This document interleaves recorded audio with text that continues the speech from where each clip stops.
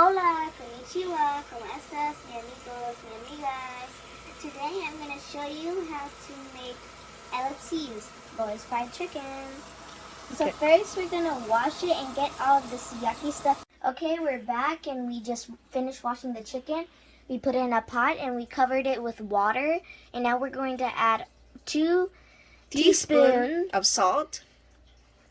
And then turn it on high. Let it boil for 20 minutes. While our chicken is cooking there, we prepared the dry and wet ingredients. So for the dry ingredients, we have 3/4 cup of flour, 1/2 cup of breadcrumbs, 1 teaspoon of salt, 1/2 teaspoon of black pepper, 1 teaspoon of paprika, and a secret ingredient that I can't reveal. All right, Bella, what's the wet ingredients? The wet ingredients is a dash of salt and pepper, 1/2 cup of milk, and an egg. Okay, we're back and we're going to scoop it out and let it sit right here for 10 minutes. Okay.